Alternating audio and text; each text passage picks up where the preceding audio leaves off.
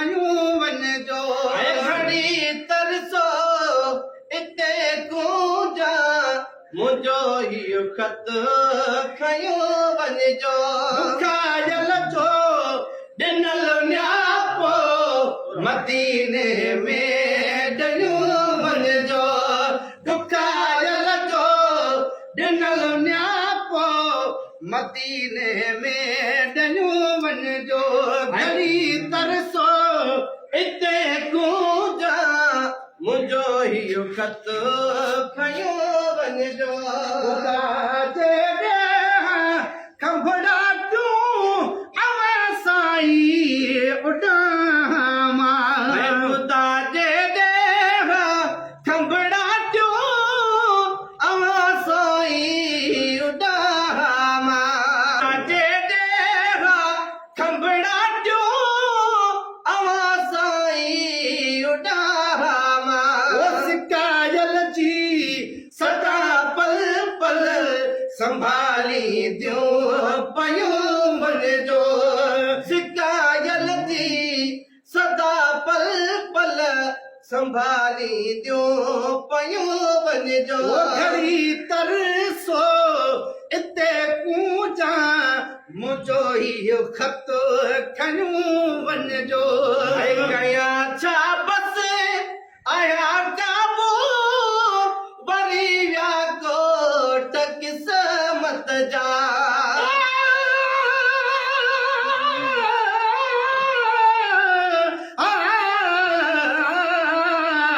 पूजन अजो कर का करे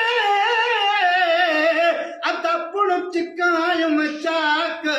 वञो वतन हबीब जे वॾा ॾिजो वाक अथ न उॾामण वास्ते पर ॾिना रब पाक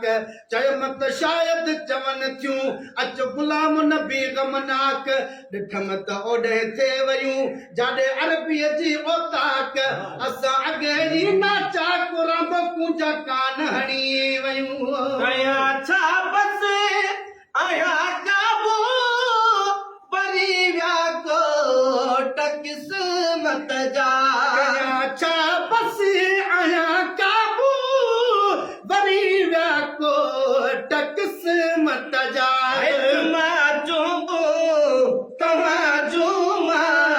चवां जेके चयूं वञिजो दुखायल जो ॾिनल न्यापो मदीने में ॾियूं वञिजो घड़ी तरसो इते कूंजा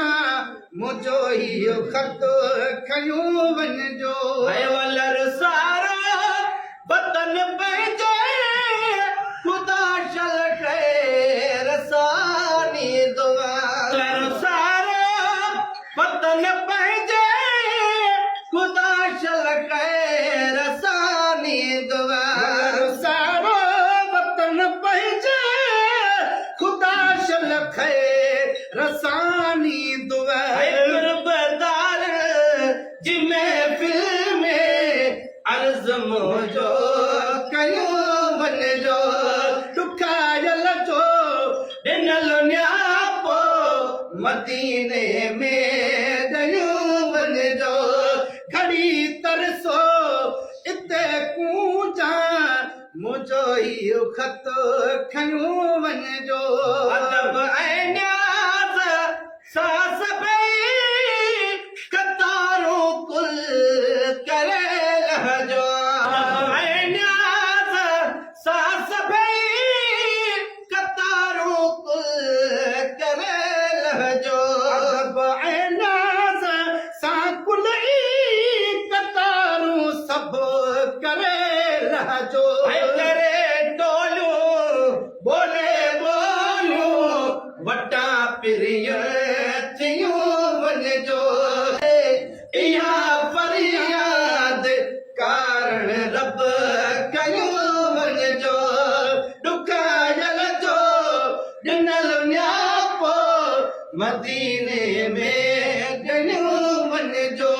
घड़ी तरसो इते कूंजा मुंहिंजो इहो ख़त खयूं वञिजो